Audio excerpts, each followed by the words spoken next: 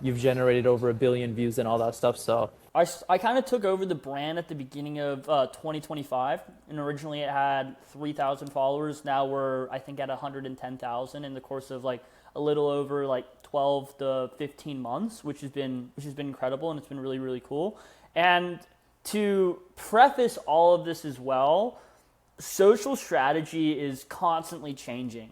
You know what I mean? What we were doing in the beginning of 2025, we are 5, 6 different strategies away from that now because of how the algorithm changes and also the fatigue that you get from your audience. You know what I mean? If you're posting the same stuff consistently after a year and a half, your audience is going to be like, dude, I don't want to see this anymore. This is so boring.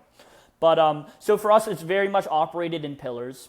And what I would say, some consistent things that we've posted and that we've really looked to maintain is a level of like motivational content.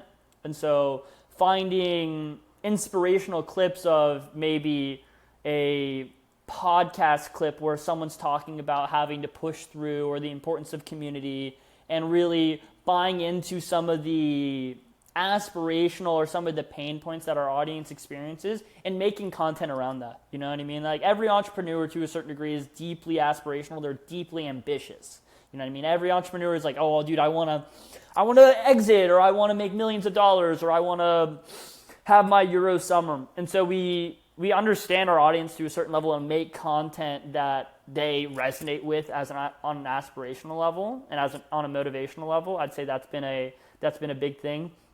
We host a ton of events. The Founders Club is hosting well over 150 events every single year. And so we're constantly capturing content.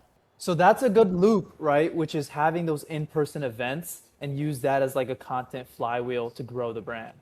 Yeah, if you're not that, you're definitely leaving stuff on the table. If you're not capturing, if you're not leveraging these events to fill up content and to get as much as you can, getting B-roll, testimonials, pictures, videos, all of it from event. Like part of what we've done is we're able to walk into one of our bigger events and have all the content that we would need for a month, 2 months, just from that one event.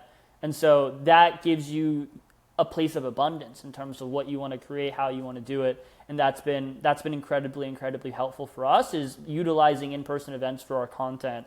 Then I would say the third thing that we do is we're testing consistently. You know what I mean? We're looking at the algorithm and we're hopping on trends. Not every trend, you know what I mean? Just the trends that make sense for us.